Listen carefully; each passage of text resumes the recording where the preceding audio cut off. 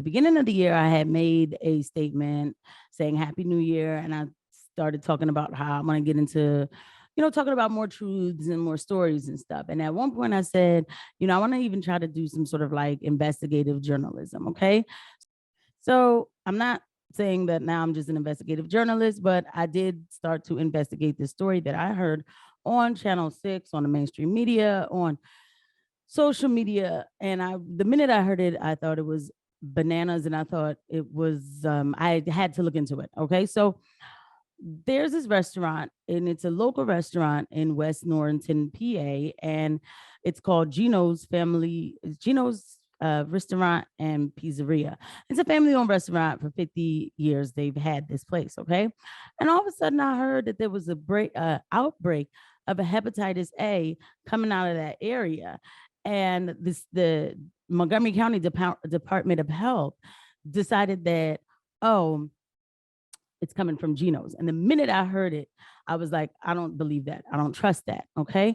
So I went ahead and I started to I read about it. I listened to it, and I went and I ate the food.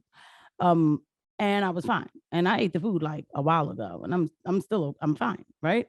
So because I'm like, this is too convenient, like all of a sudden this is happening here. This place has been open for 50 years. But when I went to go, so I said, let me pull up the investigation report. When I pulled up the investigation report, I couldn't find a single thing that would correlate hepatitis A to this restaurant. Okay.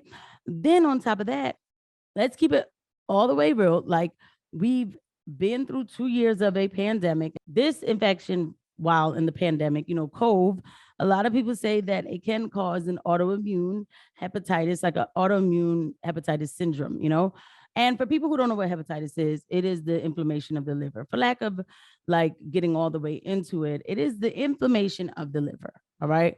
And the liver is never supposed to inflame. And the longer you have it really depends on if it's hepatitis A, B, or C. And they say you can get it from contaminated foods, from stools. That's the hepatitis A. And and then the B and C, it's like, bloodborne pathogens.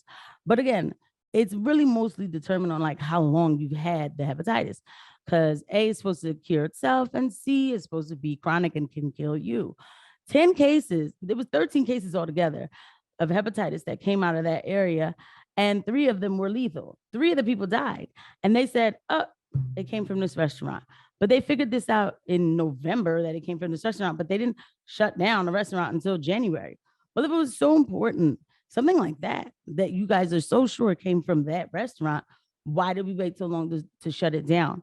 And like I said, I looked at the report, and it talks about things like the splash guard on the soda machine was a little sticky. It didn't have anything that had contaminated food involved with it. And the Department of Health themselves said, we actually aren't sure of the causation, but we just figured like, yeah, a couple of people came here and it came from there. So, all right, but we know we had a pandemic. And also there is a jab related hepatitis autoimmune thing going on. Okay. Of course, I can't go too far into it. But what I did do is link my Substack article to the description. And it's a quick read. And in that Substack article, there's also a link to the NIH article talking about that jab-related thing that I just said. So why is it that we can just go? Because let's keep it real. A lot of people were jabbed. Okay. More people were jabbed than wasn't. So why is it that we just say it's the restaurant? Did you check the files of the people who got sick? And I tried to call the Department of Health, and I still haven't gotten any answers to my questions. And I'm going to continue to try.